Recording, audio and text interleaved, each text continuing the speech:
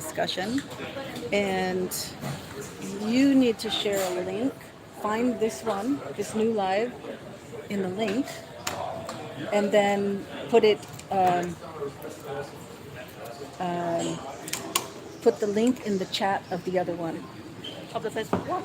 So good evening, everyone. The YouTube one that's scheduled, there's a chat, there's a live chat. Put this link. CineHub is a place for film community. So here we have setting session for almost every week about technical story and about topic related to film.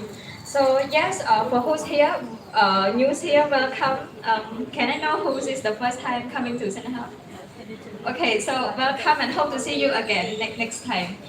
So today we have the panel discussion that we will do in English. That the topic is about the Oscar International Film nominees, why they was and how Cambodian maker can compete in the Oscar. So we have three guest speakers and moderated by Mariam. So without further ado, let's welcome Miss to have an interaction for this. Live and put it in the chat of the other live. Hello, thank you so much for coming today to this panel discussion. I'm sure you're going to find it very enlightening. And first thing we're going to do, though, is we are going to watch the movie trailers of the 5 nominees that have been nominated for International Feature Film for the Oscars this year, which is going to be on Sunday, this Sunday in America, which will be Monday morning in Cambodia. If you want to watch it live somewhere, you can find it. Otherwise, we are going to be showing highlights at an event next Friday. You can check with me later about where that is and everything if you're interested in attending.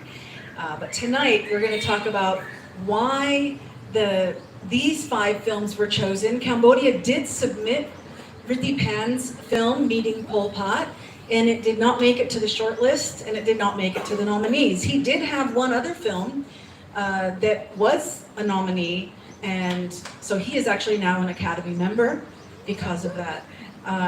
And so that was really, really, really good, and we're proud of that. But tonight we're going to talk about these 5 films. Why did they make it to the nominee, and what can Cambodian filmmakers do to produce films that might make a future nomination? So let's go ahead and watch the 5 nominee trailers, and then we'll bring the panelists up on the stage, and I will introduce them, and we'll get started with the panel discussion. Thank you so much.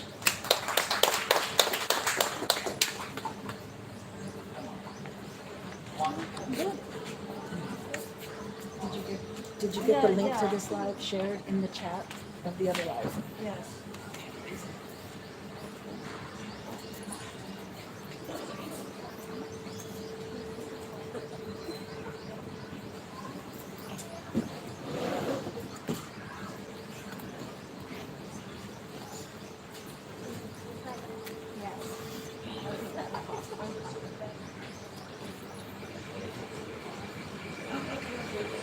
Hello?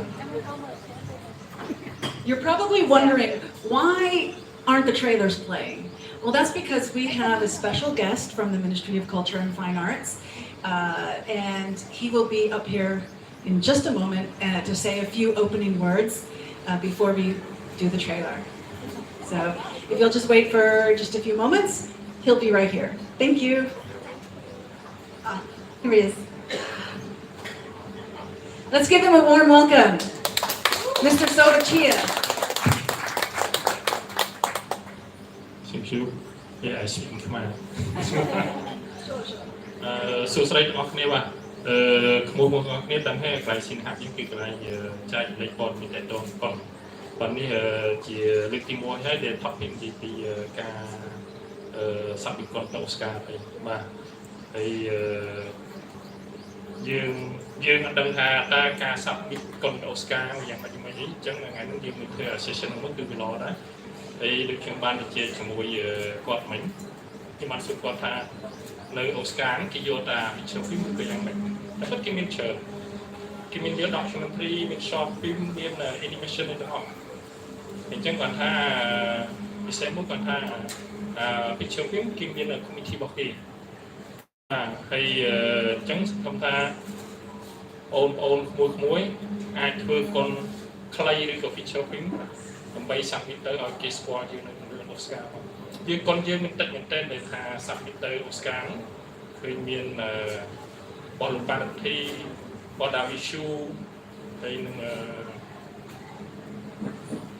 បទពិសាធ្លាប់ submit ទៅដែរសុខពិសាបាទមានតែពី3នាក់ហ្នឹងដែលគាត់ submit ទៅ Oscar ជំនាន់ក្រោយយើងហ្នឹងអញ្ចឹងសង្ឃឹមថាក្មួយបើដឹងថាកុនដែលគេធ្វើទៅ Oscar គេចង់បានពីម៉េចខ្ញុំជឿថាទាំងអស់គ្នាសិតតែមានលទ្ធភាពអាចធ្វើបានសិតមានចំណេះដឹងយើងថាការអាចធ្វើបានដូចគេគាត់ថាយើងអត់ដឹងកាលណាដែលយើងដឹងយើងនឹងប្រឹងធ្វើកុនមួយឲ្យមានកម្រិតដែលគេអាចទទួលយកបានព្រោះយើងមិនទាន់បាន feature film ព្រោះយើងបាន short film មួយដែរ filmmaker យើងមួយក្រោយលើគឺ short film បានល្អបានតួ virtual creative ប៉ុន្តែអត់ទាន់បានទៅដល់ Oscar បាទឥឡូវយើងឈានមកជំនាញទៀតទៅ Oscar ក្មួយប្រឹងអស់គ្នាបាទអរគុណហើយសង្ឃឹមថាក្មួយស្ដាប់គាត់ទាំងអស់គ្នាទៅដើម្បីយើងយកជាចំណេះយើងប្រឹងធ្វើឲ្យបានស្អីដែលគេចង់បានបាទអរគុណច្រើន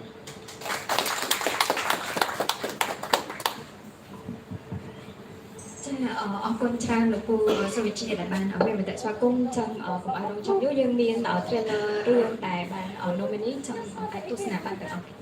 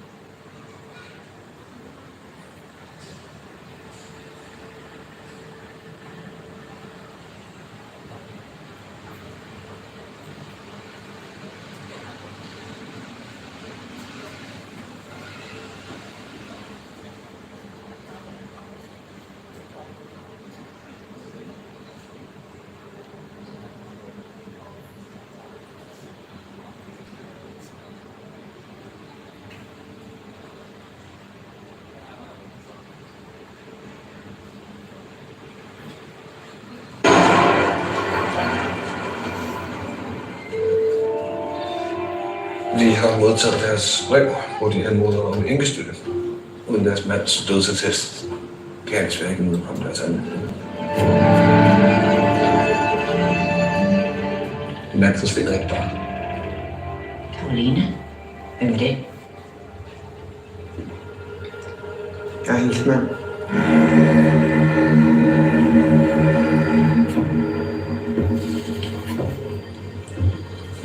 Har du været? Så jeg har fået et nyt liv. Om forladelse. Verden er et frygteligt sted. Men vi bliver nødt til at tro på, at det ikke er sådan.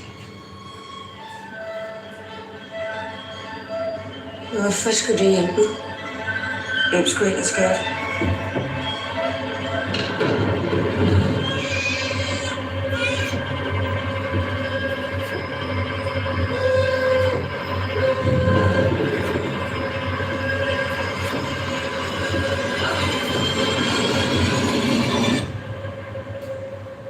Hvad gjorde du med din dog?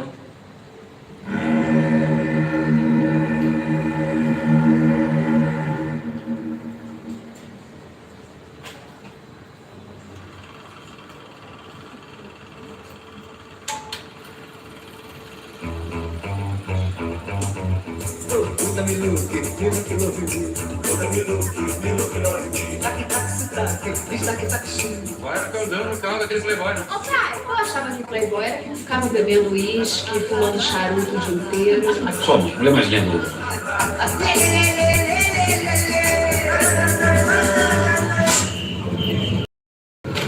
Não comemos. Anda, anda! Daqui a pouco passa.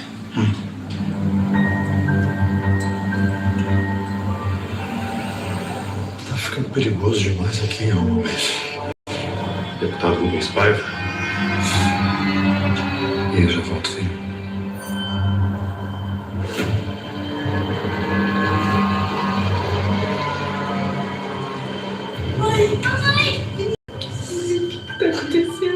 O meu marido está em perigo. Todo mundo está em perigo, Eunice. Brasília está pegando fogo. Milicos vão cair matando.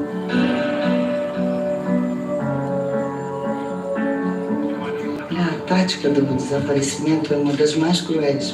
Como é que alguém entra na tua casa, leva teu marido, leva ele preso e depois diz: sumiu?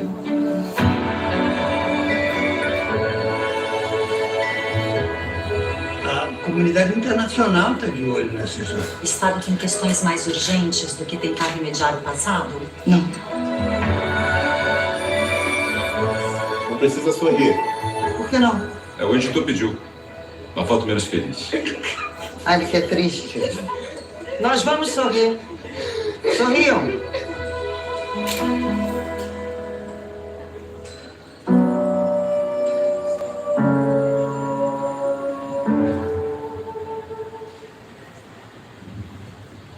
نصرت قبول باشه.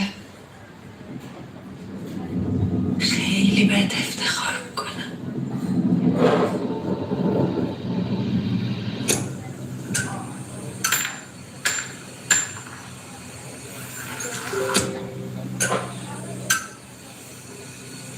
خب الانم که قاضی تحقیقات شده این خطرها هستی که گفتم شرایط زندگی ما عوض شده باید خیلی مراقب باشیم. اینو بهم دادم برای حفاظت شخصی. برای چی؟ حفاظت از خودمون. الان از تو چیزی خواستم؟ ناحقه. تو نت در اومده مشخصات باباست، آدرس خونه هم گذاشتم.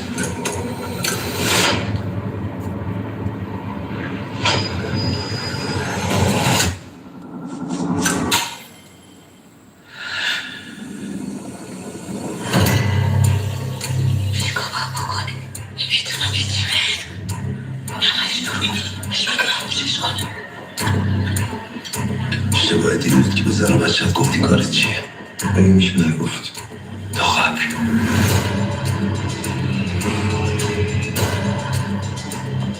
رضا کجایی؟ چی شده؟ نگرانی خانوادت بفهمن چی کاره ای؟ من از هیچ کس نمیترسم.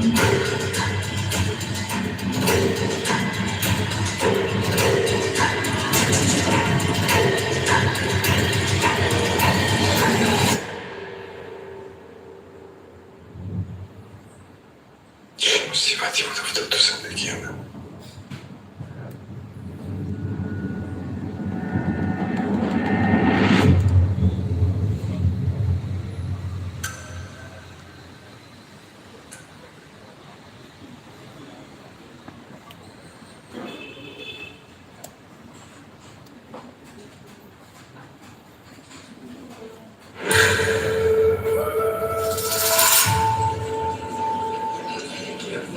Are you English? No, I'm not English. Why? No, because you you are pretty.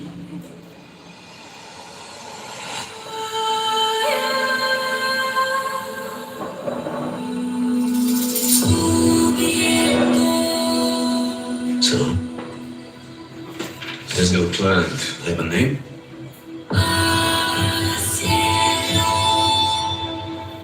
He desires to remain anonymous.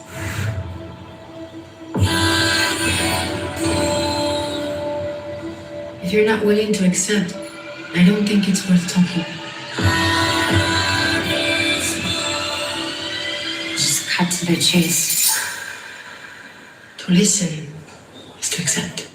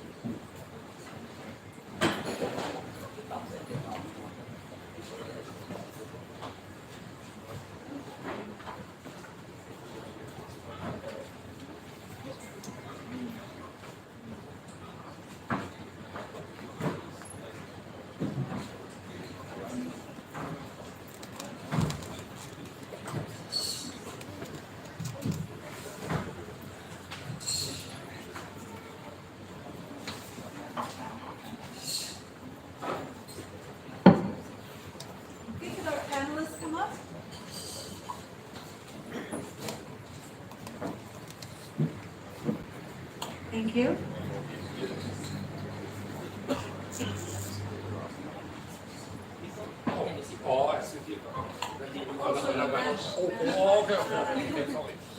Okay, their seats are going to match their pictures on the background.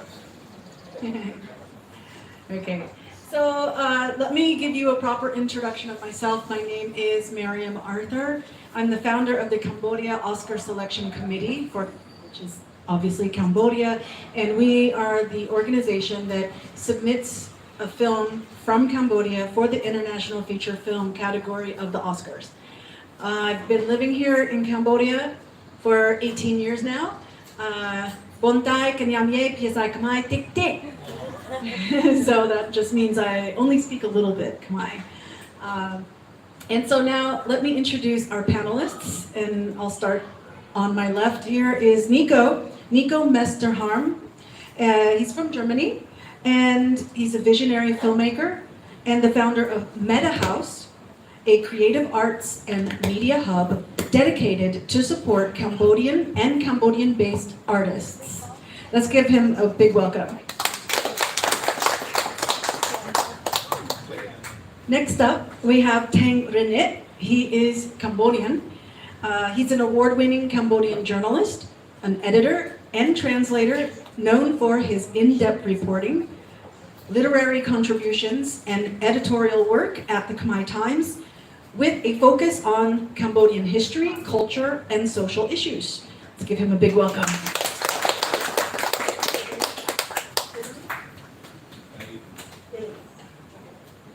Next up, we have Jimmy Henderson. He is Italian, and he is a film director and producer who has played a pivotal role in shaping commercial cinema in Cambodia, known for his dynamic action films and innovative storytelling. Let's give him a big round. Okay, so next I'd like to go ahead and, so that we're all on the same page here, you just saw the trailers, but let me give you just a brief introduction to the 5 films, so you know more generally what each film is about. So The Girl with the Needle. When a normal person is thrown into horrific circumstances, they can endure the unthinkable. It is an extremely dark and incredible cinematography shot in black and white. The topics include abortion, class struggles, rich control over the poor, deceitfulness, societal neglect of poverty, and women's suffering. Emilia Perez. Does everyone, even a criminal, deserve the chance to change their life? And if they can change the outside, can the inside become a better person? How does living your truth affect others? The film is a musical with vibrant colors. The topics include transgender, lesbian, crime cartel, and redemption. The Seed of the Sacred Fig. What happens to an honest man when he is forced to choose between treachery or devastation, and what is the impact his choice has on his family? A political thriller set in Iran, the film uses gritty realism, social media, and news footage as it follows one man's journey through an uprising. The topics include misogyny, theocracy, the limits of oppression, paranoia, and political unrest. I'm Still Here. How can one woman fight injustice and not only survive, but champion the downtrodden? Set in 1970s Brazil, the film captures the instability and danger of the time by following a mother who tries to protect her children while searching for her husband. Topics include grief, dictatorship and government collapse, family and motherhood, justice and resolution, and the human spirit. Flow. When circumstances cause an independent loner to depend on an unlikely group of misfits for their survival, can they work together and beat all odds against them? This heartwarming animated feature follows a cat trying to survive a flood with all the animals in their natural character, without humanizing their actions or language. The topics include friendship, balancing independence versus relying on others, climate change, impermanence, and that life is always changing. Okay, so now you know what the films are about. You've heard enough from me. The last thing I will do is ask our first question. How important is the theme of the film versus the cinematography and production values? Do either one of those weigh more for the Oscars nominees? I'll start here with Nico. Oh, I think I have a microphone here. Yeah, maybe something like that. You hear me? Here? This? Okay. Fantastic. So I based on what I understand about the Oscars, having watched a lot of Oscar-winning films, I think first and foremost it's the theme, no? I mean, films might look very good, they might be shot very well, they might be acted very well, they might be designed very well, but at the end of the day, I think what the Oscars or the committee that selects the film for Oscars is looking for would be a global theme that sort of speaks to people all around the world. So I can also put that closer to my mouth. Yeah, I think it's the theme more than the design. And again, we live in a world where I can solve it. We live in a world where sure we live with pictures and we live with moving images. So it helps definitely for a film to look good and to be acted well, but at the end it's the theme. Thank you, Mariam, and good evening, everyone. Well, I'm a die-hard movie fan, and I'm also a film critic. I wrote a film review every Friday on Khmer Times. And of course, I watched a lot of award-winning films so far. Cinematography and production value are important, but we have to bear in mind that these are very strongly connected to the theme of the movie. And if you look at the trailer and the nature of the films that have been nominated to Oscar this year, foreign language category, the theme, as you go through it has something to do with.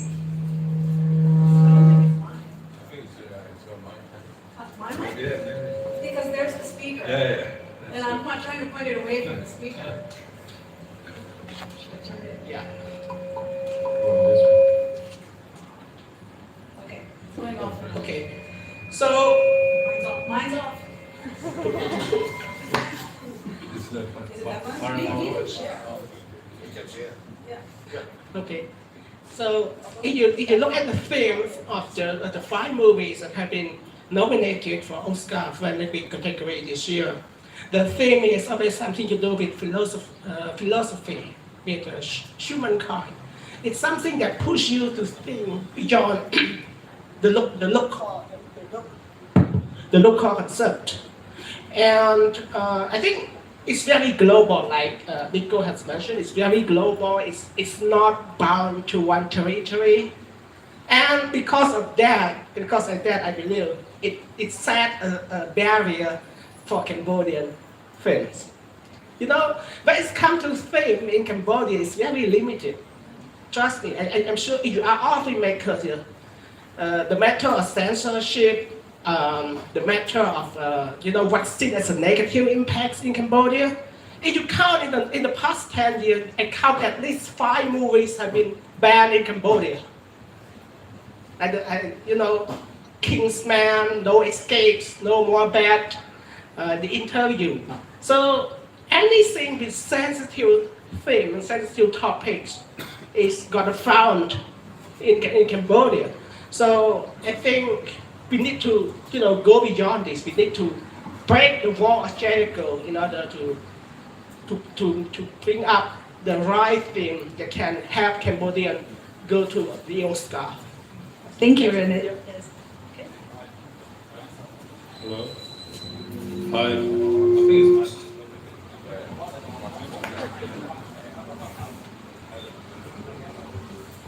Hello. Yes, my take on this as a filmmaker here is that I have a slightly different opinion on this.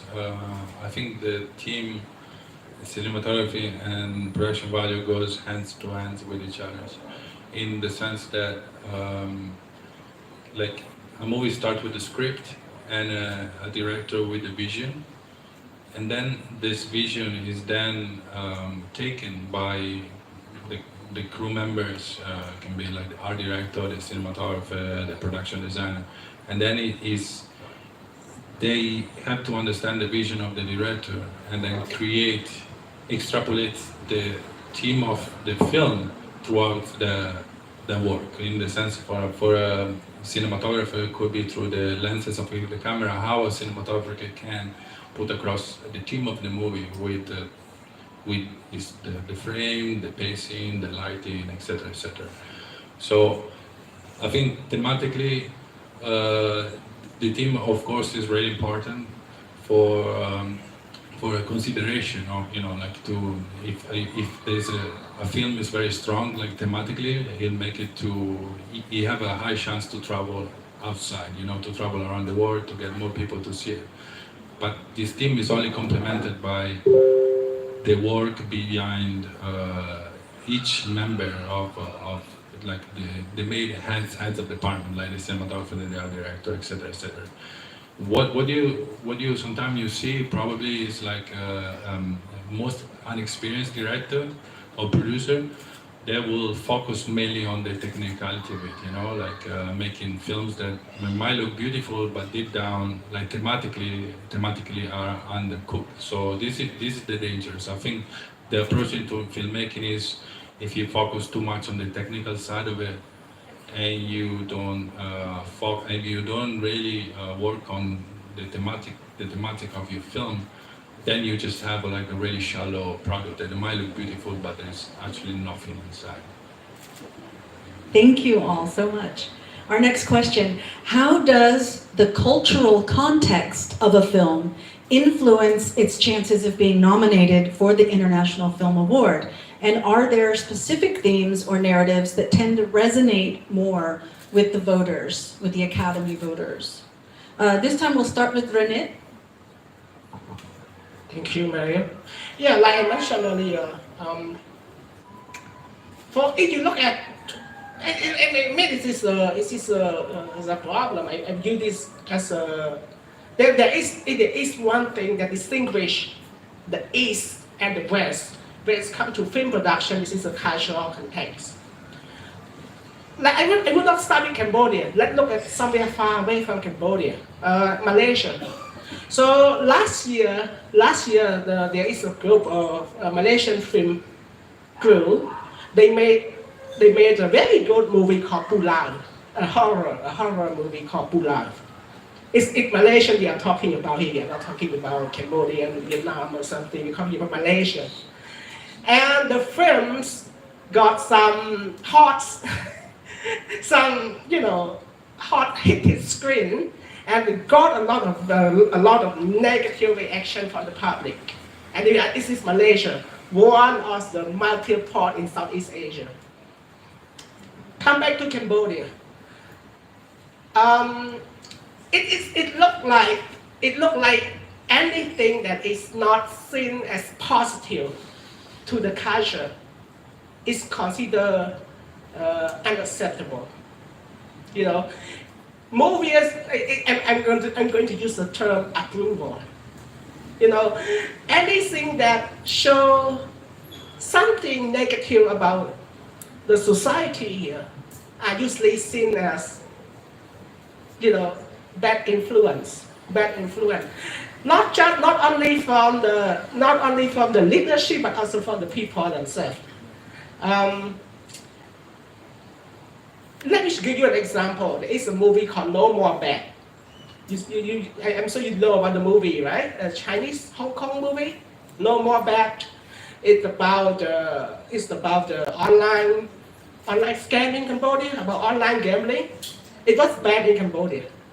But even before it was banned, when they started broadcasting the trailer, they saw a lot of negative impact on the viewers themselves. It's going to prevent tourists from visiting Cambodia. Cambodia has been seen as a, unsafe country, something like that. That a foreign producer. So imagine if a Cambodian producer come up with something like that. It was actually a good movie. Actually, I have to be honest, it's a very good movie. But because of the culture, because of the theme that go against the general belief, what considered the public image of Cambodia, it was banned. The same with No Escape. The same with Kingsman. And I don't know if you have watched Kingsman or not, but Kingsman we use Cambodian as a drug den or something. And because of that, the movie was banned in Cambodia. I still watch it on Netflix actually. Thank you, Randy. Okay, Jimmy? Yeah, hello. I think you touched some interesting point, and I think it's like my point of view on this is like, I believe that art in this discussion about cinema, okay, the history of cinema has always gone. Each film that came out from the very early days of cinema until now, they always reflected the socio-political status of the society. Okay, like the team that were developed back in the 70s.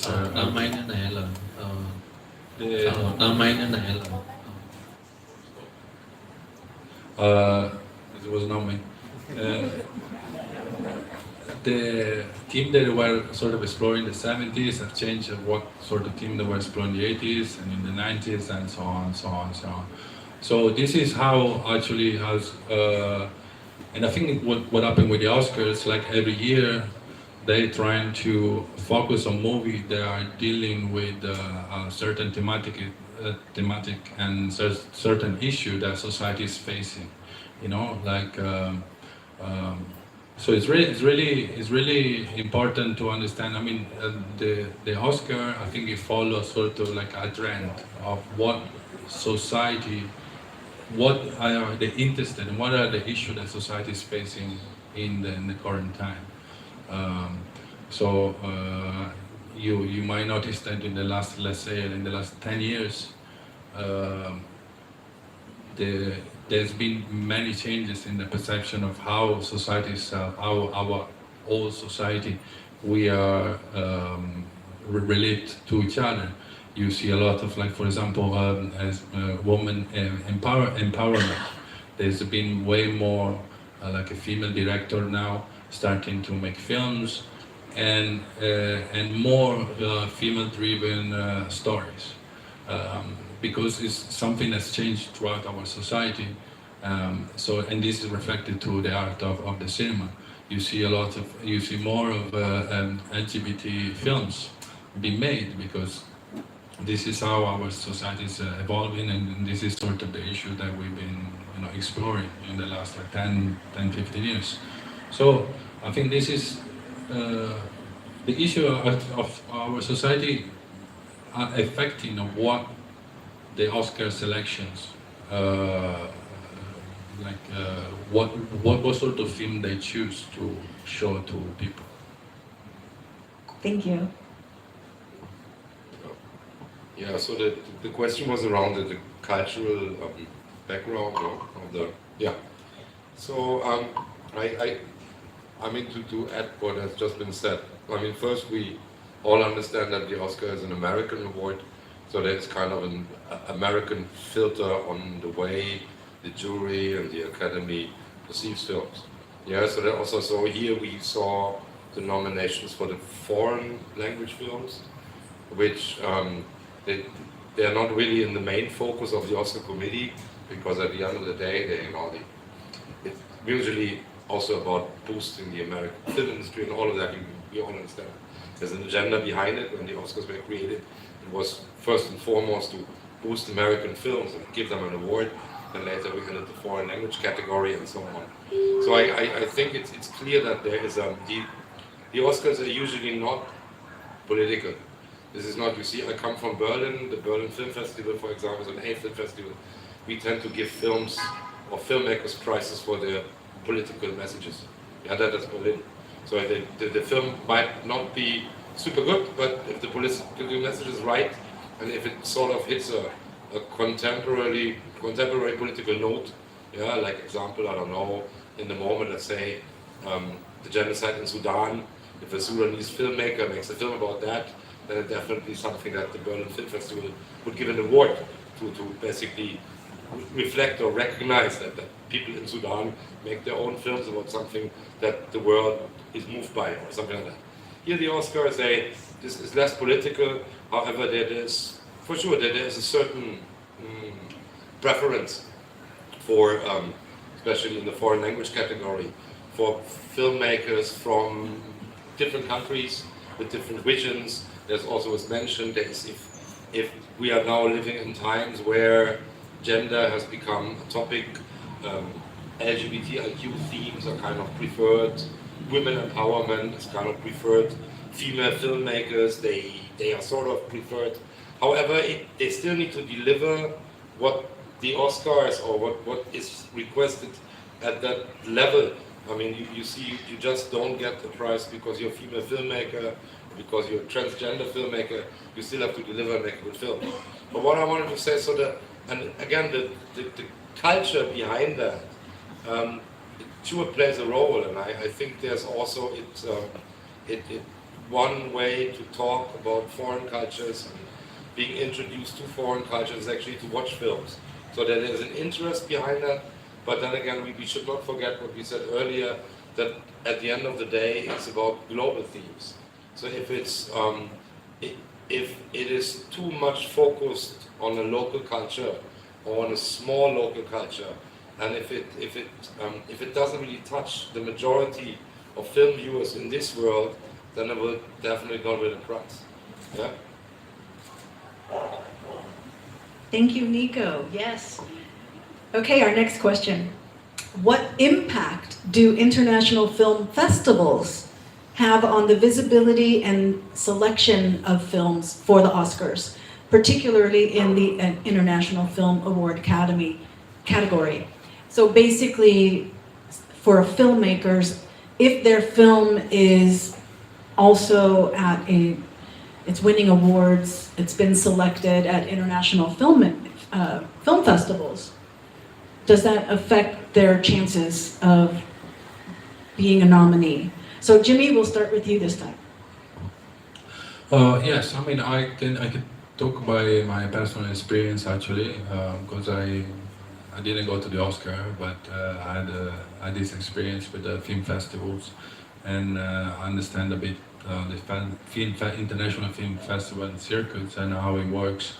So generally, if your film manage to make it to international film festival, but we also international film festival have different tier, yeah, with like, let's say Cannes, Berlin, Toronto being the top, and then Sundance and all the film being lower and go lower. So being on a top 5 or top 10 international film festival in the world, your film, what happened with your film? Your film gain value, meaning that people there's like people write about your film. The more people write about the film, the more people talk about your film, the more your film gets value, and the more you have a chance to, and it sort of means that there's people can relate to your film. If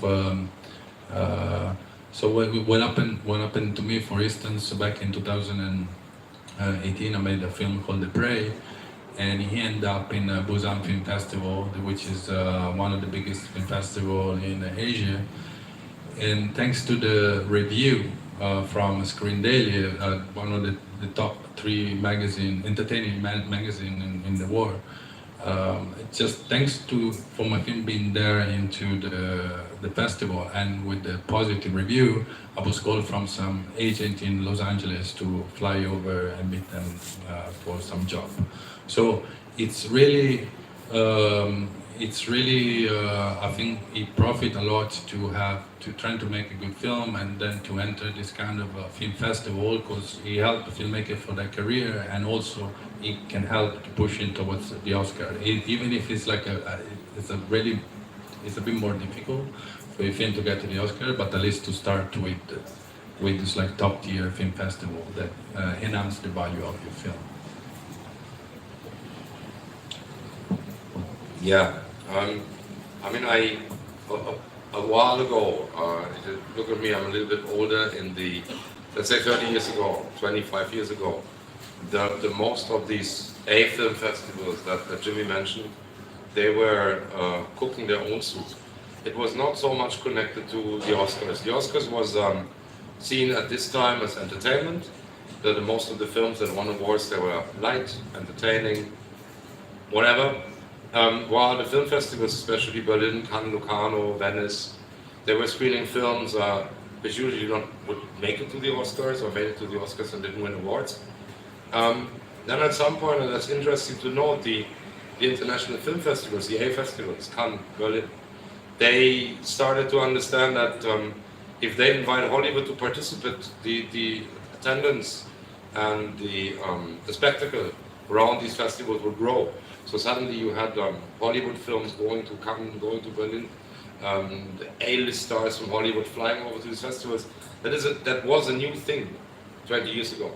Now it's quite common. You see many or some Hollywood films premiere and come or do sneak previews to do the same in Berlin. So because of the happiness and the growth of the entertainment industry, the film festivals that before would be more political, more author cinema focused, they're opening up, and so then in return now, sure, auteurs, filmmakers who before would only make points at international film festivals, but wouldn't really go into the Oscars, they are now also considered for the Oscars, so they produce films and try to win an Oscar. So what was 30 years before kind of apart is now growing together, and that has a lot to do with money, licenses, merchandising, whatever makes money in the film business. So that means that again the importance of being at film festivals and possibly also winning them is there, and I know what Jimmy earlier said, for a younger filmmaker, and I guess that's what we're doing in talk here, let's say for a young Cambodian filmmaker who dreams of winning an Oscar, before dreaming about winning an Oscar, he or she should dream of winning an international film festival. And then again, you have to work your way up, so that also something that Jimmy just mentioned, you possibly want to start with smaller film festivals, because without the pedigree and some films already in your portfolio, you want to make it to bigger film festivals, but you can start with smaller film festivals, and they will be, I guess, based on my understanding and knowledge, they will be usually very happy to accept Cambodian films, the smaller festivals, because most of them have never screened a film from Cambodia. So this is also an entry point for the local filmmaking scene. We can say, well, if there's a festival that never had a Cambodian film, and that's most likely because there are not so many, then there's a fat chance that if you apply to that festival, they will accept you. And then maybe with some luck and skills that you're applying, you will be winning that film festival.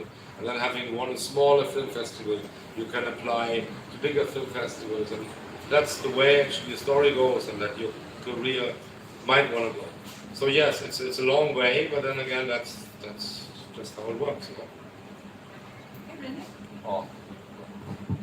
Yeah, I agree with my fellow panelists. I mean, winning international film, of course, Oscar is the top, is the holy grail, which every filmmakers want to get their hand on. But I'm going to compare this to a boxing term, okay? Everyone is looking for the world champion, WBC, IBF, WBA, all this stuff. But if you are not in the US, if you are not in the US fighting with big name promoter pushing you, you're gonna start from the bottom. So before you can go for the world title, you go with the national championship, and then you go for the regional championship, OPBF, intercontinental championship, before you can go for the world. It should be the same here. And of course, winning the award from international festival, whichever it is a good stage, and it will change the one who change the life of the recipient. Let me give you my own example. As a journalist, of course, I'm lucky to have won an international award, two international awards. One in 2020, we got international award, and another one in 2026. Of course, no one knows about that. But I was lucky, and it changed my life. It changed my life. What I'm talking about is that you won an international award, and then it's gonna improve your portfolio. You're gonna have better chance getting investment from the investor. You will get better chance getting a discount from your actress, because you are now a big name for yourself. It's going to help you. It's going to help you step up in your career. So the thing is, you're looking forward. Your goal is the Oscar, but you need to start somewhere. You need to start somewhere. Something that's going to improve your portfolio, something that will improve your name, get your big name, so that you get. Maybe you can start with a B-list movie, and you can go for an A-list movie. You get improving all the time with the right marketing, with the right people joining you, with famous producer, famous director joining you in the same project. It's gonna lead you to something. Yes, thank you so much. Okay, our next question. How do the perspectives and backgrounds of Academy voters influence the selection of international films?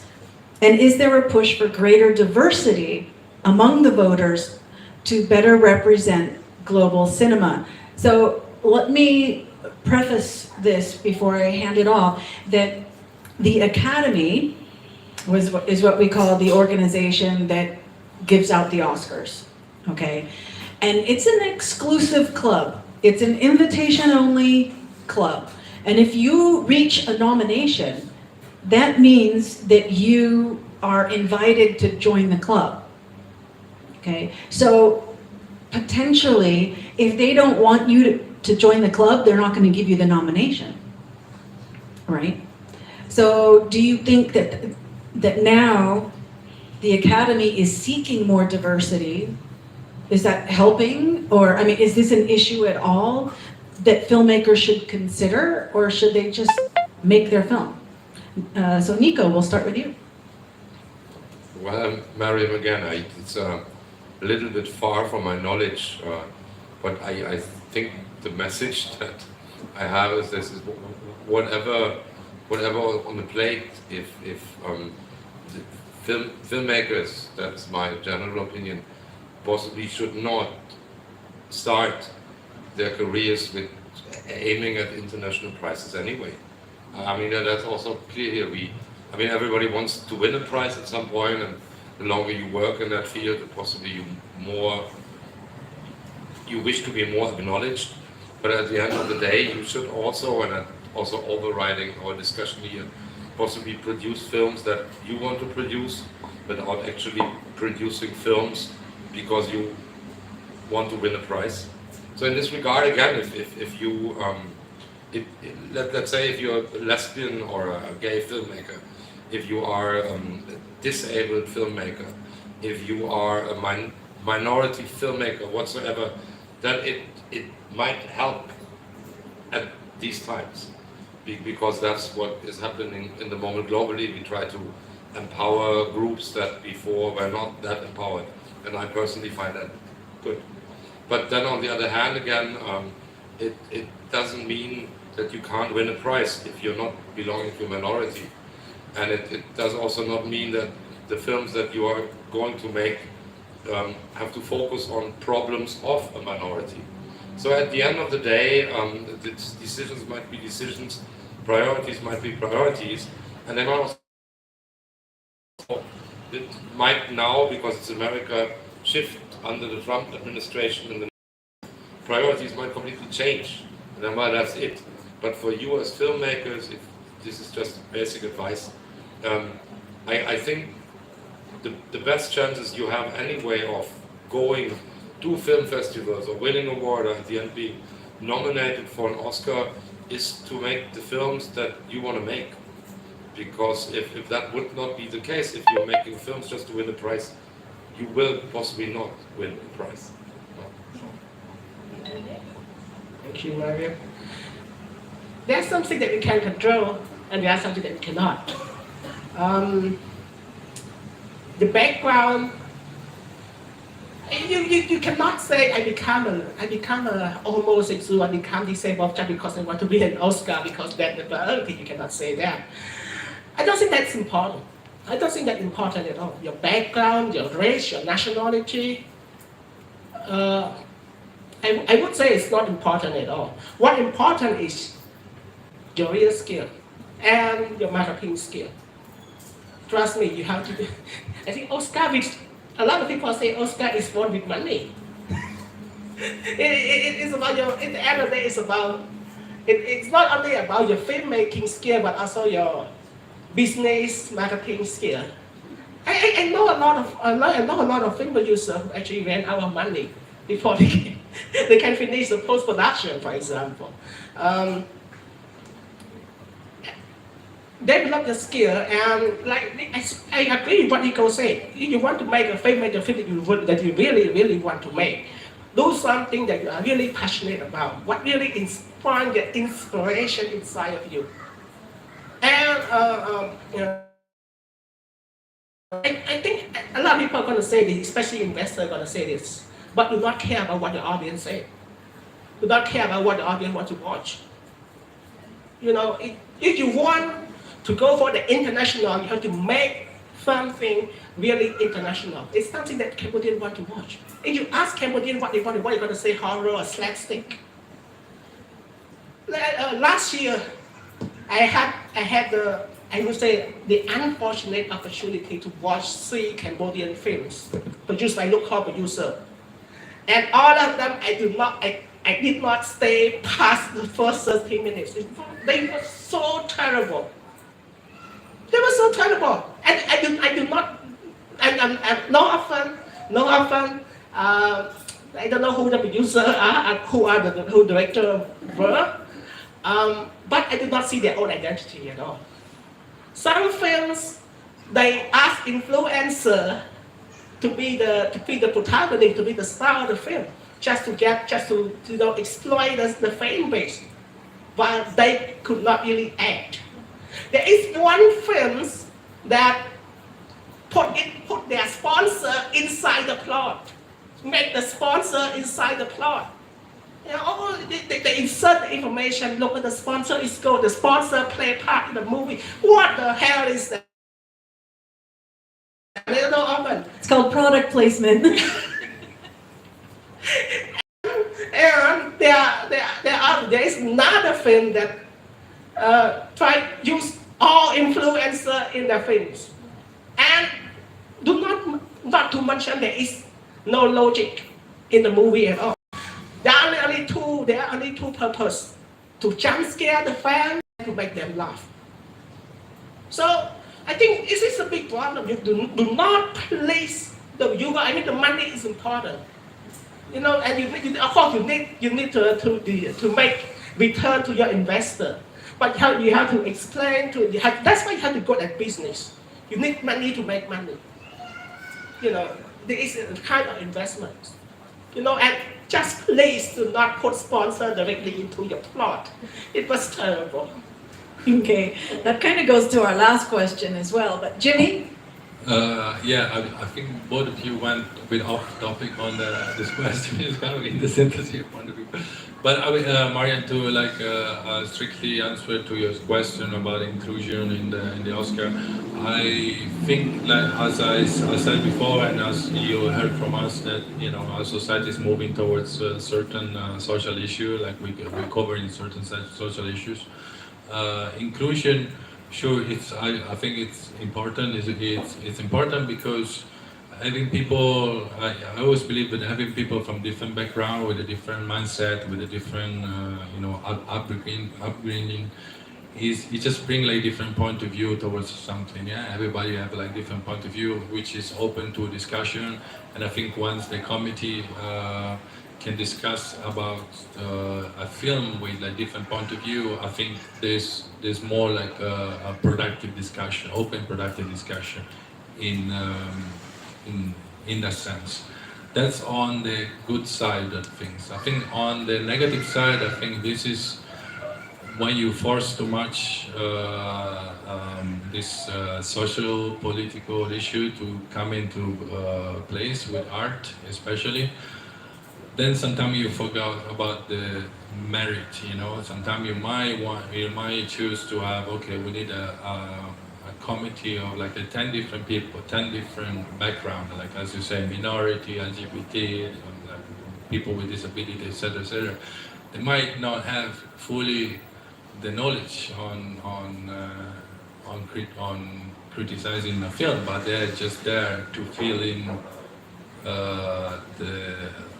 the values, like what the Oscar they might trying to do, to include everybody. So there is you just have to find, I think, a balance, which I don't know if it's easy or not to find. Thank you so much. Sir, I see you have a watch on. Can you tell me what time it is? It's 7 o'clock. 7 o'clock, okay, great. So we have one more question and then we'll open it up for Q&A. And I think that some of you have already touched on aspects of this already, but formally, as in formal, not former, what can Cambodian filmmakers do to produce films with a better chance at getting nominated? The big question of the evening. Rinith, you can start. Did you start the last one? Oh, go ahead, start this one. Sorry, 7:10. 7:10, okay. I already mentioned earlier about, identify and create your own identity. But, there are, and like I mentioned earlier as well, there are something you can control and there are something that you cannot control. About the barrier on censorship, the backlash from the public, you cannot control all of this. You cannot change a country. What you can do is to change yourself. And what I mean is that you have to study. You have to keep studying. And you need to create the product that is like kind. We are talking about international. So create something that is acceptable by international audience, not Cambodian cinema goers. You have to have all kinds of expensive equipment in order to do that, and a high budget. Well, I'm sorry to say it, but yes, if you look at all the award-winning, Oscar-winning movies, most of them they have expensive. But maybe if you can, with today's technology, with AI, with the right actor, actress, I think maybe it's a possibility. We change every day. The camera used to. I remember there's a group of film students who make a movie with a smartphone, and they won't end up with that.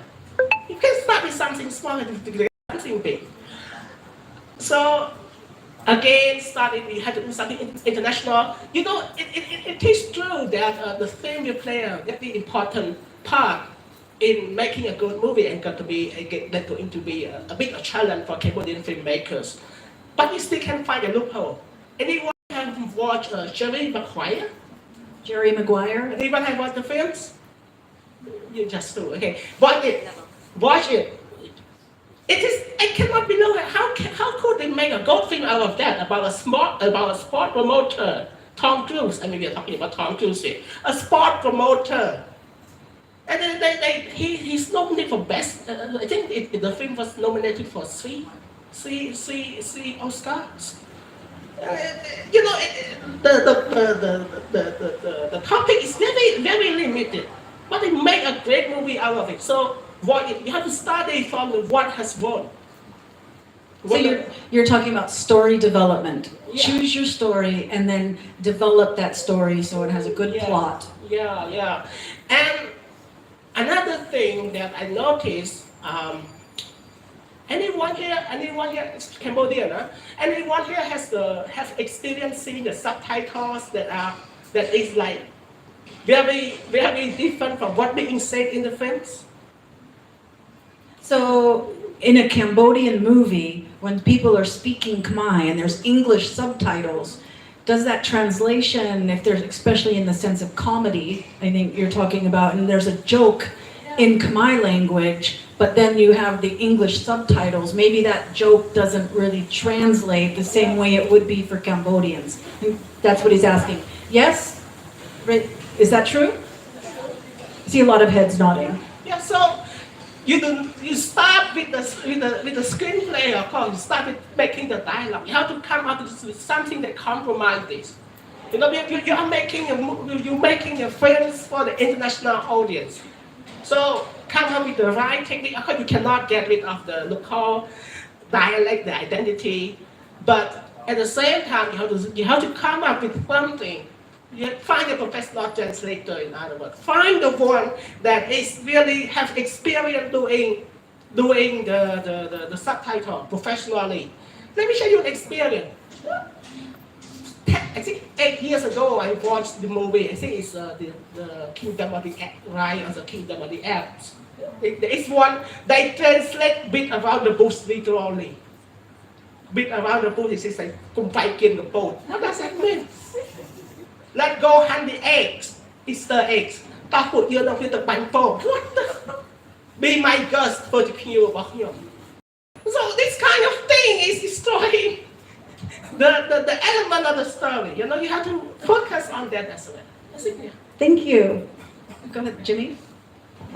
Yeah, I think this issue is really complicated. You know, how can film improve here? Is a question I've been asking myself for over 10 years, and I've been reflecting a lot. And I guess like last year I sort of came to a conclusion that it comes down to the mindset and the approach that many filmmakers are taking towards the film. I think it generally films that I like to watch generally are the one that challenges me. You know, they make me uncomfortable. They don't please me really. You know, a film that I want to watch and feel maybe not insulted, but like they provoke a reaction on me. And the films that have been made here are made to please the audience.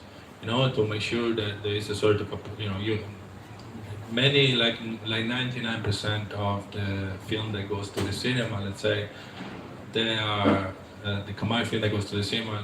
They made, like they constructed like a product to just please the audience. So once you do this, but it's a difficult situation because as a filmmaker, if I make a film that goes to the cinema and I don't make the audience happy and I make money out of the movie, then if my movie fails, I don't have another chance to make another film. So it's like a bit of like the chicken, who comes first, the chicken or the eggs? You know, you focus on making your own feature film that disregard completely like the market. And then the chance to break outside, you know, to get the film trouble is really low, because from my experience also, I did sell a movie to Netflix back in 2018. Jailbreak, I don't know if you guys seen it. It's the only Cambodian film ever bought by Netflix. It's the only one. You see from Jailbreak, there's never been any single film there. And I've been asking, I've been trying to sell all the film to Netflix, and I always got the negative answer back. And then I did ask someone on Netflix, like, why I can't sell my movie anymore. And he told me because Netflix completely abandoned Cambodia. You know, they were trying to enter the market, but they see there's like nobody's subscribing to the platform, so they decided, okay, forget about it. No matter how good or it's your film, we don't care about this market. So then he make you think, okay, then how do I make an international film? Because the international route is really difficult. You know, when we talk about international film, the film to break internationally from here, but even from other like Thailand, Vietnam, or whatever, it needs to be extremely exceptional. Like, because there's so many films being made. You know, like you can say, okay, you can make your best film that you can, but there's like 100 other films that are like way better than yours.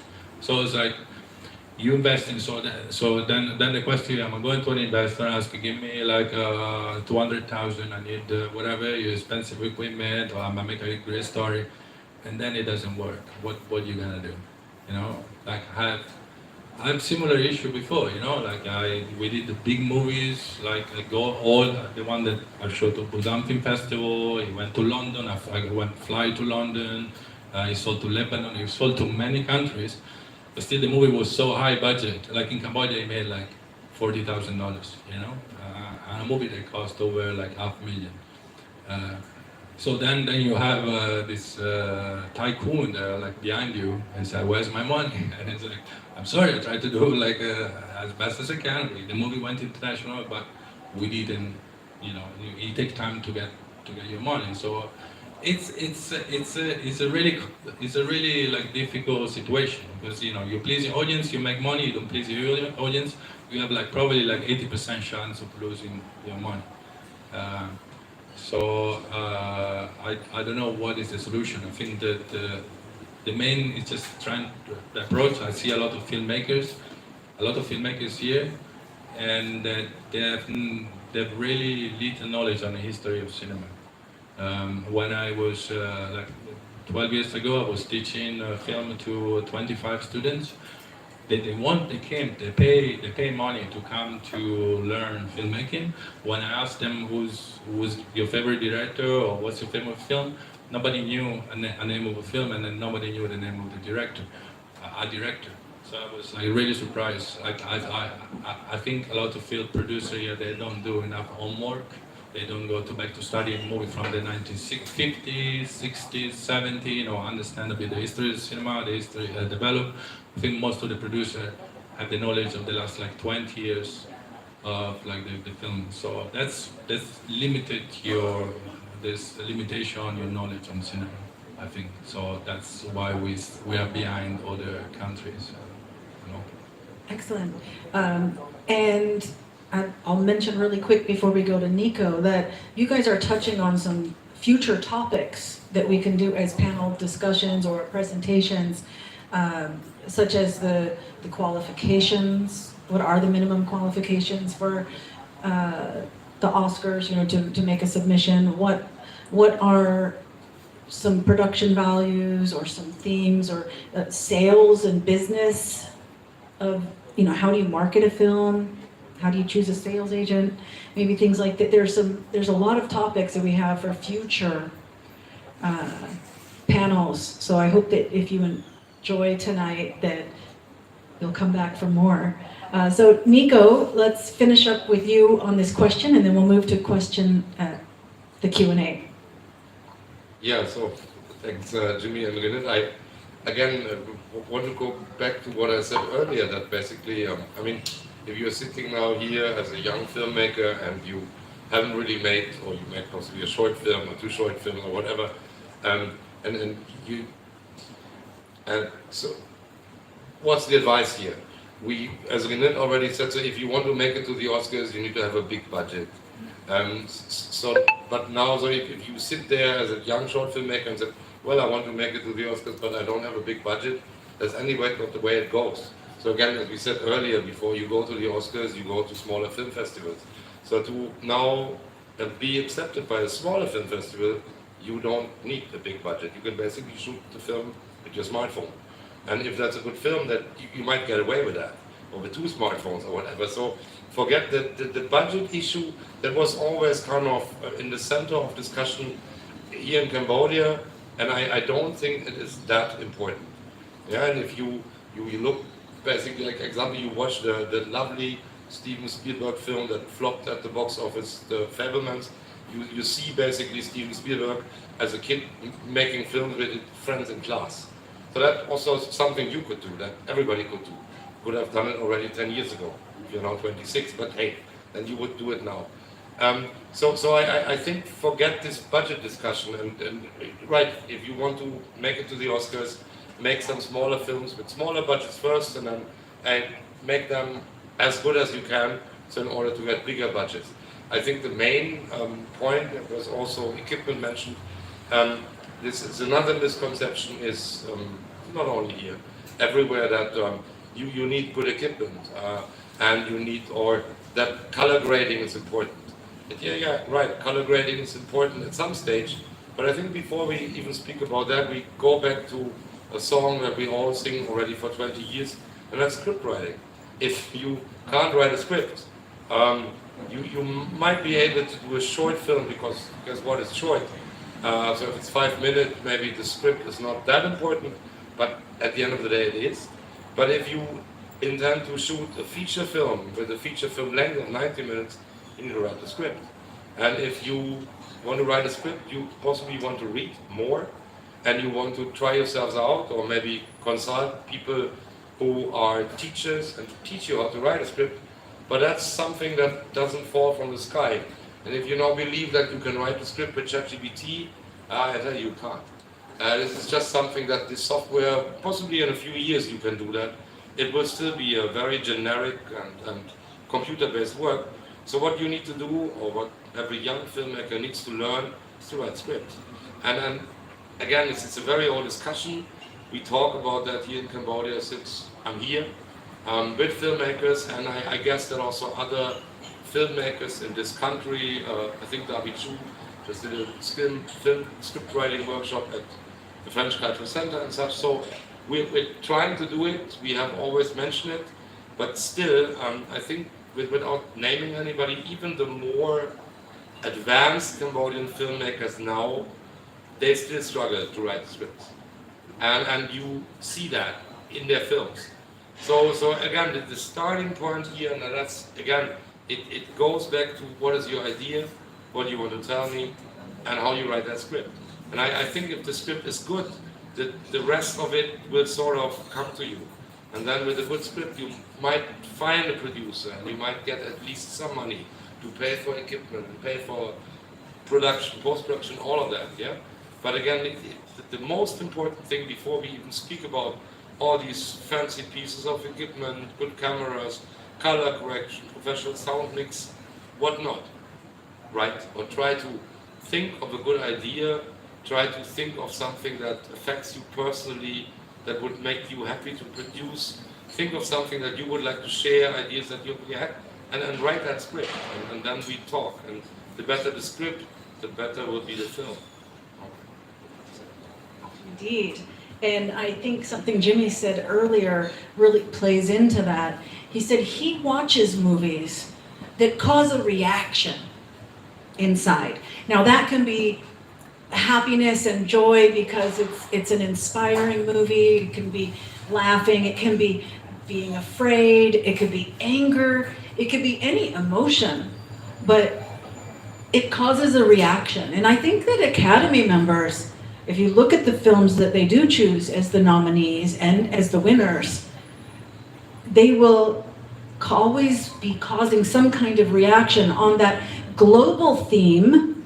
As we've talked about, there's a global theme, sometimes I call it the universal theme, something that is true to humanity, but it's seen through the lens of a local culture that people don't know. So they can relate to maybe a child and parent relationship, or grief, or some kind of human condition.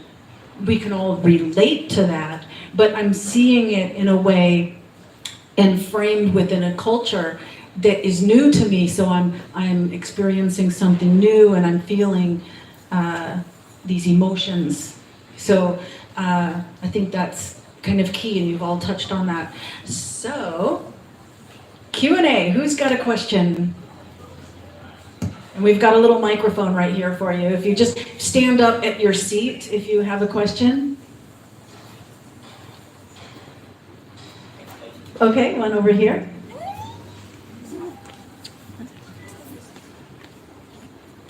Hello. According to you, what could be the impact of AI? Of AI? AI, on the film industry, and more specifically on the Cambodian film industry. Who wants to start? Yeah, okay. I think, okay, might sound too controversial, but I think AI is great. I love it. I just love it. I just love how he helped. Like it's not okay. I've been learning a lot since he came out for the last year, 2 years. Start from images to like going to text, to going to video, going to this and that. And And I think, as you say, Nico, sure, you cannot write a script with a ChatGPT, but you cannot write a script with ChatGPT if you don't know how to write a script in the first place. That's what I sort of discovered. If you think that the AI is going to do all the homework for you, then that's not the case. But for us, for me as a filmmaker, because I know the language of the craft, you know, maybe like if, you know, I've been writing, you know, almost like 35 scripts in the last 10 years. So it's easy for me to communicate with AI. If I need something, I know how to communicate directly with it, you know. And probably I myself as a filmmaker for the last 15 years, and like a kid that work on brown coffee that is starting doing passionate about filmmaking. And if we both next to each other, we're writing a script that will be like huge. With the AI, it will be a completely different script. So the AI, I think, is help, and this is how the future is shaping. And I think that the AI it will help more and more. When we talk about we have no budget, right? As a filmmaker, there's, for example, you work with Runaway, for example. You know, Runaway, that you can do special effects. Okay, if I have like no budget and I want to play around with the software, understanding how to talk to the software, and let's say I want to have a car explode behind me, I could do that. If I whatever, maybe like $10 a month subscription that you use. If you need to go to a VFX artist, it might take time and it might cost money. So it's like, it's a good or bad thing, you know? Like definitely there should be certain, on a certain level, there should be certain regulation. I don't believe that AI could replace actors, for example. Like, because I think there is something, in acting, the most believable, like you can read, you can understand if the actor is believable or not, and if you convey your emotion through the eyes. And I think this is what I see with the eye. The eyes are like empty, like there's no depth. So I don't think it will get to a place to replace completely humans in actors. But maybe as a society, we will adjust to that. Maybe we will become less and less close to like human interaction, and we will accept to see an AI, a soulless character created by the AI, and maybe in 10, 20 years, all movie will be like this. I don't know, but like for now, I think it's been really helpful, and it's really helpful for, I think, for filmmakers here too. But again, going back, like you need to know what are you doing. You know, I don't think it's just you use it to shortcut to don't do the hard work. You know, I think it's not it doesn't work like this. Yeah, I would like to add something about Jimmy. I agree. AI is very helpful. Very helpful. Have a very good assistant. A very good assistant to your work. Voiceovers, creating 3D effects, CGI. Amazing. It's just like something. You can also use it to. I have done that before. I use it to help me schedule. You give them the script and they have you like which shot first. It's so useful. But when it's coming to the context of Cambodia, you better know English when you use it, because AI does not recognize our language. It does not recognize our language. You cannot ask them to write you a script in Khmer. No. As a translator, literally translator myself,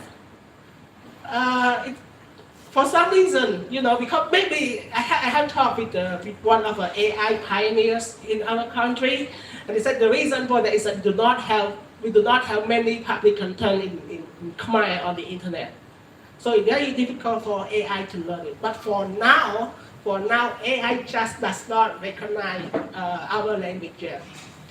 Our language to English, yes, but English to our language, common in Khmer, very, very limited. In other words, you cannot use it to help you with Khmer language. No. Not at all. Zero. Maybe in 3, 4, 5 years, maybe. But for now, it's just not. It is useless when it comes to Khmer language, especially when it comes to generate something linguistic content. Yeah, and prompts are so important for AI. And I guess those prompts are best done in English. Yeah, just, I mean, there are a lot of has been said already. For me, I work with AI again as a writer and for non-fiction.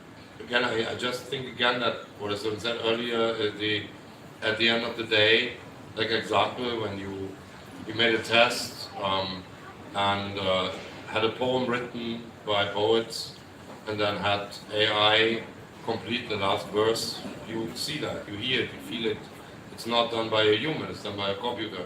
So the human depth or whatever you want to call it is not there, you can't have it, it's software, no? And that means also that again, if you want to excel in filmmaking, then you can't rely on a computer program only. In terms of vision, I mean, if you use AI to generate visual content, it does it already quite well. However, it doesn't really do it perfect. Work, yeah? I can tell you that if you work with ChatGPT, for example, you better read what the computer gives you, because it's not perfect.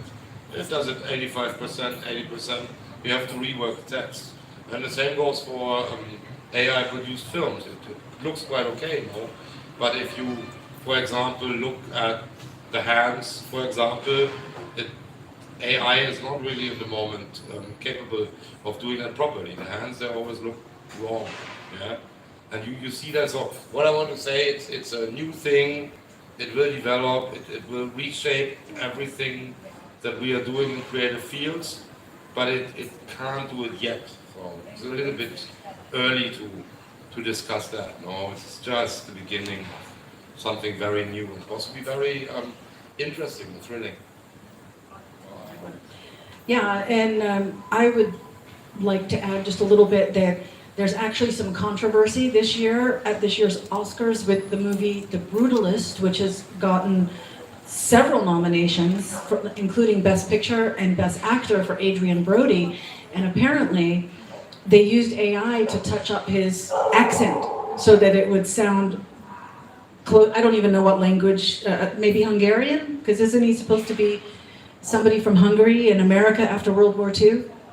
And so anyway, they touched up his accent, and now, I mean, he's being canceled, pretty much. I mean, he's not disqualified yet, but socially, he's being canceled over it. So I think that you're going to see AI and any regulations or things that will be popping up in the next few months, the next year or so. Every year, the Academy revises its rules and regulations for submitting, and I would bet that when they update the rules the next time, later this year, the middle of this year, there will be something about AI in it. You know, and I will keep you guys abreast of that. Anyway, next question.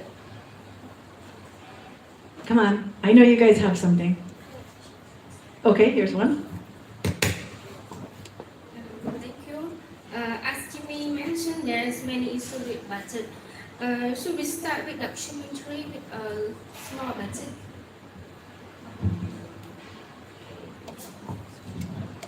You can actually start with anything that you know, like anything that you can do. Sure, you can get a good grip on making documentaries. You know, you can even make a documentary on your family, interview your father, your mother, your sister, and just make a documentary about their life, on one day on their life, It's just more for you, like when I started filmmaking, I just make very silly film with my housemate. I used to live in London, and I'm just a couple of housemates with a very small DV camera, the old ones.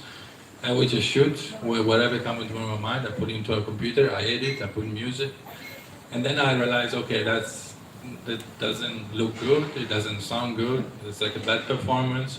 But then slowly, if you keep doing this, you're trying to get a feel and a taste, okay, this is what I like, this is how I can improve, what kind of story I tell.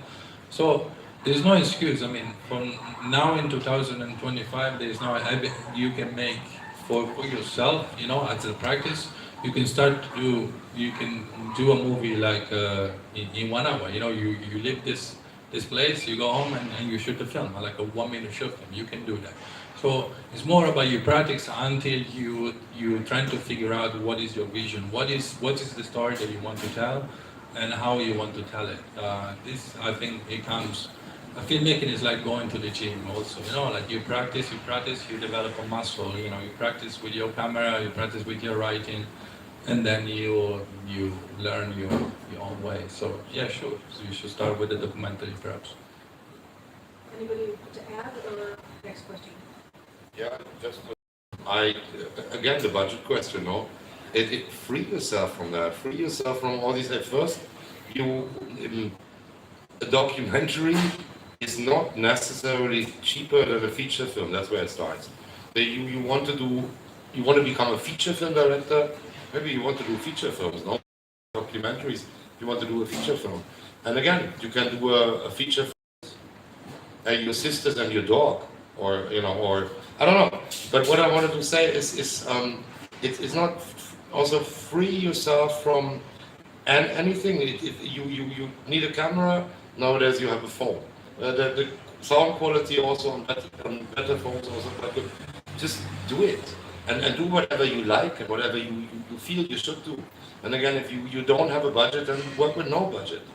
But it's still the thing is there is no recipe and no rule that you have to follow. But clear is that every filmmaker who wins awards now at the Oscars sort of started small, started like you. And then yes, some have, or most possibly, have been to film schools that you don't have here. Well, so you can't go to a film school. But then you have online tutorials or whatever. But what I wanted to say, that everybody who is now big sort of started small. And if these people would have ever said that I can't do it because I don't have the budget, they wouldn't receive the award right now. So budget does not play any role in that discussion. If you want to do films, you will find a way to make films. If you don't find that way, then you should become a lawyer. Okay. Did you want to say something? Okay, Rinith. So I work at the media, all right, Khmer Times. We also have our video team. And when it's come to making video cheaply, I think we have to do that every day. We don't have any budget for any footage, for any video. So all our video are used, cover video, feature video are all free. The only expense we really need is like traveling, and I think that's it. Traveling, and food can be compromised. Food can be compromised, but traveling, and as long as you have a camera and a mic, a pair of mic, I think that's it. That's all you need. You can start with that. Of course, we always plan to do like longer documentaries, but of course, but to do that we need sponsors. We need sponsors, we need investors. But if you don't want to do something simple, you get to do it. Just like do what you like. I have one suggestion for you. So on YouTube there is one channel called Great Big Story. Great Big Story on YouTube. They produce like mini feature documentary, and one of my friends, some friends of mine, they also work there. They work on a mini budget. But the documentary is short like 1, 2, 3 minutes. But they are so good. They're working from around the world, mini budget, but they are so good. At the end of the day, it's about editing skill, it's about the camera skill, it's about cinematography, it's about storytelling. I think something that you can do that does not cost you anything is the good storytelling. It's a good storytelling. Yeah, I would just like to echo what all three of you have said here, is that if you have a dream of being a filmmaker and you don't have any money, but you have a cell phone, start making little mini movies on that cell phone. Get that story. That's the number one, get that story. Get your friends, your family to be acting in it, and tell that story in 2 minutes. You said 1 minute. I would say 2 or 3 minutes. Get that story, and while you're doing that, start learning your skills. You're practicing your skills. You know, oh, if I do this, or if I do that, or if I do it this, do it that way, if I go like this, you know, and you can watch YouTube for all kinds of tutorials about camera angles and composition and all those production value things, and try to do them. Try to do them with your cell phone. You know, I remember independent filmmakers. You know, there's a thing called a dolly, and that's kind of like a little mini train that you put your camera on, so that you can roll it along while your actors are walking, and you have your camera on the dolly and you push it. Well, independent filmmakers, they get a shopping cart, and they put their cameraman in the shopping or in a wheelchair. Okay. You don't have to get a big dolly equipment and order it and ship it from overseas and everything. And no, you use what you can find to recreate that moving shot, right? And you can do that with your phone. You can figure out a way. Maybe you're not using a wheelchair. Maybe you're thinking of something, a tuk-tuk, because we're in Cambodia. The roller skates. You find a way, and you develop those skills. Right? For free, using your friends and he said his roomies, his roommates, your friends and family. You just get together and you use them. Say, hey, I want to do this little 2-minute film. I'm just going to shoot it with my phone, and you practice and you practice and you practice. And I think that just echoes what everybody else has said here. Yeah, watch films. That's and watch films. Go out and watch films. I mean, that's also but that's what Jimmy said earlier. You know. If you want to produce films, you have to ask yourself why. And if you believe you produce films to become famous, get money and end up on the red carpet, good luck. That maybe is not happening. But what you need to do if you really want to produce films or direct films, you can watch films. So I don't know how many here in the audience watch films, what kinds of films, it all doesn't matter, but watch films. And watch a lot of them. And the more films you watch, the better you will get. And I mean, look at people like Quentin Tarantino, who made a career out of watching films and then reusing what he watched in his own films. But that's it. And now you can discuss, this is generic filmmaking or what was it? Post what? No, it's what was it? Postmodern. Yeah, right. But it doesn't matter. But what I want to say is again that the main message is watch films. And if you watch film, then you can also watch films by directors who managed to do films on a small budget. Look at, for example, good example always, Robert Rodriguez, El Mariachi, the original. Before he actually got the budget to do a bigger film. He shot that all by himself, and I think he used 5 credit cards by his parents that he maxed out to pay for the shoot. It's a lovely story around that. Yeah, the Dogma films, or what Kevin Smith, Clerks, no? Is it Clerks? Yeah, there are so many examples. If you struggle to find these examples, contact any filmmaker, Mariam, me, Jimmy. We can give you long lists and recommendations of films that have been shot on a small budget and are still worth watching, and possibly give you ideas how to do it without spending money that you don't have. Okay, any more questions? Okay, one in the back.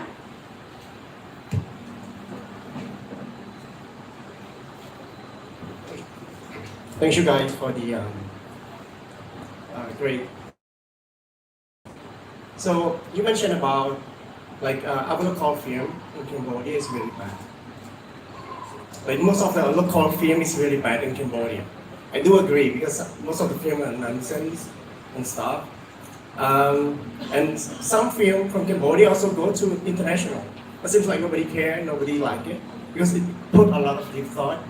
Since right now we're talking about going to film festival, Oscar nominee, I want your honest suggestion to our film community in Cambodia. Should we improve on our local film for our local audience to make a good one, or we focusing on the film that nobody care going to Oscar Film Festival? I want your honesty. Thank you so much.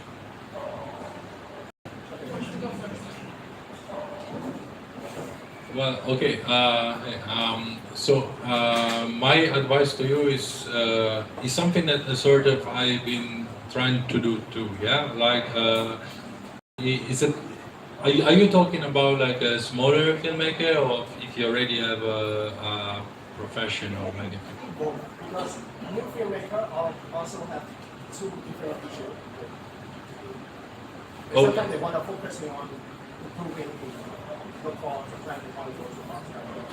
Oh. What is your honest suggestion to Okay. and also the current filmmakers? I tell you first my perspective as like working filmmaker. I just make a living making films. And it's pretty much inspired when you say like watch film to learn about making films, right? But also watch directors and how they approach their own films. I remember a quote from Jean-Luc Godard one time, that his career was always like this. He was making a film for the audience and a film for himself. So he was making a film that will make money, and then the second film, so you get the trust of your investor or whatever, and then the second film will make a film that he liked to make.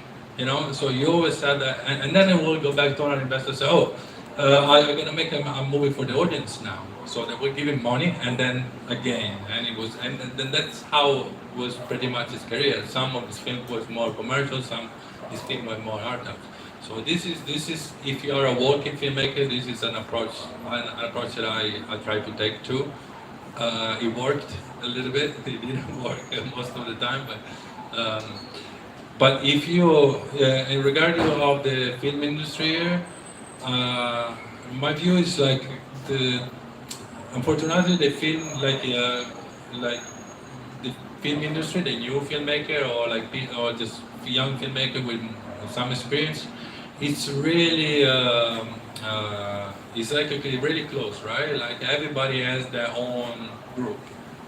I can see production, or it's like a different type of filmmakers. They all have their own group, and they work just only on the group. And I don't see a lot of collaboration. I don't see much collaboration between young filmmakers, and this is what. And so that's without having that much collaboration. There's no film that I barely see any films. Probably I've seen like I'm talking. Let's talk about short film. That is a more realistic approach. Because feature film is a bit more difficult. But even short films, I see like maybe 1 or 2 short films a year.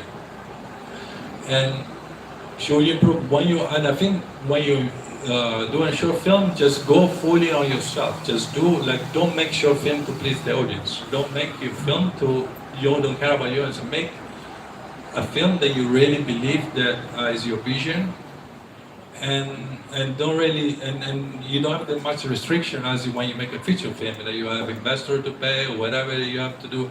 Like a feature film, you should be like completely free to do whatever you want. Then one thing is like when you start making short films, you see making 1, 2, or 3, or 4 or whatever. But then also be critical with yourself and tell yourself, am I good at making these short films?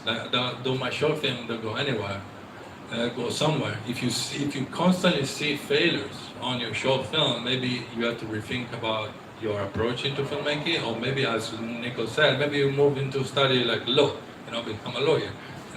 You don't have to. You have to be critical. It's like like in the dream of being a filmmaker, the romantic idea of being a filmmaker, is to go through the journey. I've been started making films since 2008. It was pretty much a really depressing journey.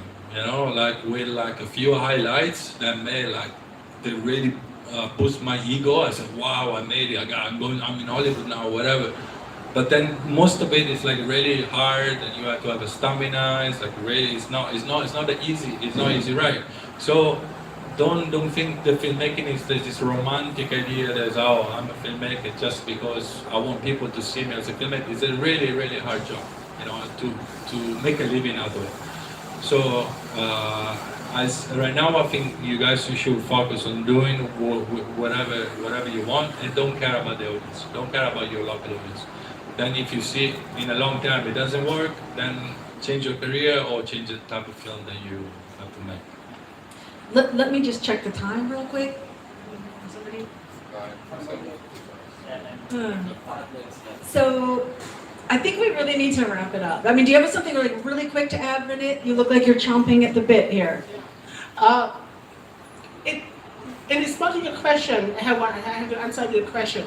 I'm sorry, I want to answer a question with a question. But if you are a filmmaker, what is your goal? Do you want to make money? Or you want to be known? Or you want to leave our legacy that we remember for generations? Like Hitchcock or Spielberg. It depends. You want to make money. Go make the money if you want to make money, you want to see it as a business, go make the silly movie that's gonna draw out the people to see it. But if you want to be the change maker. You want to be someone who stood up, who stand out, get the masterpiece done. You know, I myself never make a feature film. I have sold my script for short films. I have made commercial. I have do some documentary. I know it's very, very expensive. It's very expensive, and trust me, it's even for a short film, it's very hard to get the money. It's very hard to speak to investor to persuade that okay, our product gonna be beneficial to you. You know, but you gotta start somewhere. You have to make your name, and it depends your goal. I mentioned, you want to make money, go for that. Go for that and stay forgotten. But if you want to make a legacy, go the other way. Go international. Yeah, and again, to first thanks, Rinith, that's actually right. And again, I tell you, if you want to make money, go into real estate. Maybe not now, but you sell one house per year. It will make you possibly much more money than you will get by doing films and less work. Yeah, sit in a coffee shop, try to find a customer for a house, and be happy with it. But what I just again the question that you asked, yeah, what was it? If you would rather produce films for abroad or develop the local film industry, I think that's also, it's a very strategic approach to what filmmaking is. I guess just follow your heart, and if you make a good film, by making a good film and maybe winning festivals, you develop the local film scene because you will inspire younger filmmakers who will possibly follow your path. But you see, at the beginning of your career, the goal as a filmmaker is to make good films and not being an educator or facilitator for a whole group of other filmmakers. So you can skip that. I think at the end of the day, the best advice, and I think that's what it condenses to, is to follow your heart. If you want to be a filmmaker, you have an idea, do exactly that. Follow your idea. Don't let other people talk you out of it. Yeah. Don't create a debate forum where everybody throws in ideas. What is your idea? You believe in it. You do it. You see how it plays out, and then you go to the next project, or you become a lawyer or real estate guy. But that's it. So there's no strategic way of planning all of that. That is a different route for a career path. Yeah, you want to become a lawyer, you study law, you work in a law firm. Filmmaking is not about that. So hey, good luck with the journey, and I guess again, they watch films, try to ask questions, attend events here at CineHub, MetaHouse, other places. Go mix and mingle, listen to other people, but follow your heart. Follow what you want to do, and I guess if you do that, at the end of the day, even if you're not successful, at least you did what you wanted to do. So then money also is not so much an issue. But let's put it the other way around. If you don't follow your heart. You do it for some money, but maybe not enough. You figure it takes a long time. You produce a film that neither you nor the audience likes. That would have been a waste of time and a waste of even the smallest budget you can get. So, hey, good luck with the journey. And find something, find your inspiration. Read, go out. Say, don't stay in the room and try to come up with imagination. No, that's impossible. Go out, read the news, read the article, read feature stories, watch a lot of you and find your true inspiration. And one great friend of mine has told me that human life is a movie, and he or she is the protagonist of the movie. So you cannot imagine what's going to come up to you next. So find inspiration and do it well. I think that's it. Yeah. Final thoughts? Again, I think I'm an example of I've been following my heart. You know, I wanted to be a filmmaker since I was 18 years old, and I made it so far. So yeah, trust your instinct, go for it, and be critical on yourself as well. You know, don't and listen to people. I think it's really important. You listen to the people around you, the people that you believe you can trust, and keep going. Yes, and eventually you will succeed. And as I say, if you don't succeed, you will see it as a good experience. You know, a life experience, and yeah, learn from the people that you meet, and the story that you read, the movie that you watch, the music that you listen, every single thing, absorb everything and then put it into work. Yeah. Thank you guys so much. I appreciate you coming on the panel this evening. I appreciate the audience for showing up so we have someone to talk to. And so we'll just do a quick photo op, I think the four of us, and then invite anyone who wants to come up on stage with us. And as soon as that photo op is done, then we're done. So thank you to our panelists.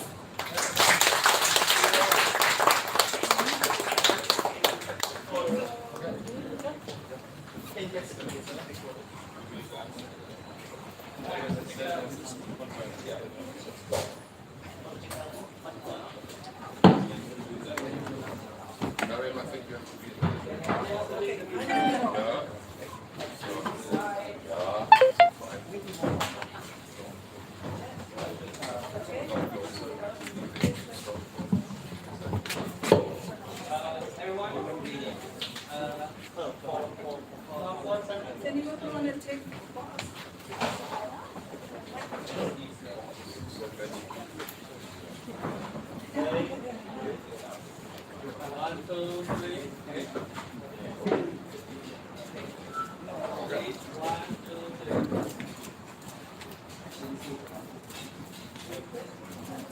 Okay, so we just have a quick minute. Does anybody want to come up on stage and have a photo with us? Just one photo, one time, not individual, because some of the panelists have things that they have to go to, so we need to go quick. Do you want to join us? Maybe some would like to sit here all together.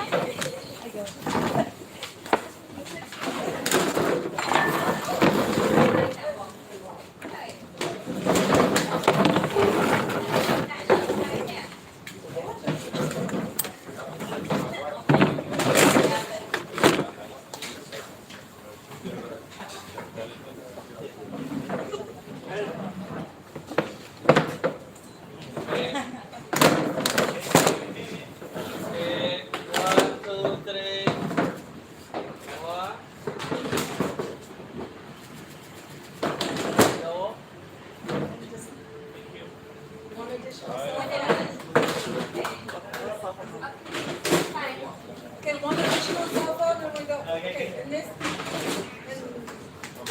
Yeah.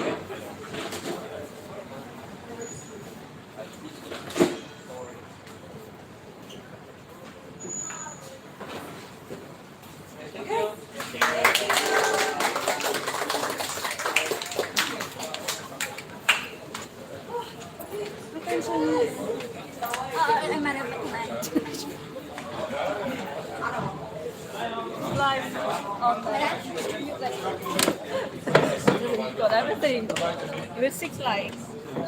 6 likes. Yeah. Woohoo! Thank you guys for joining. Back to what I have to do. Okay. Send me the photos, Thank you. yeah? I will.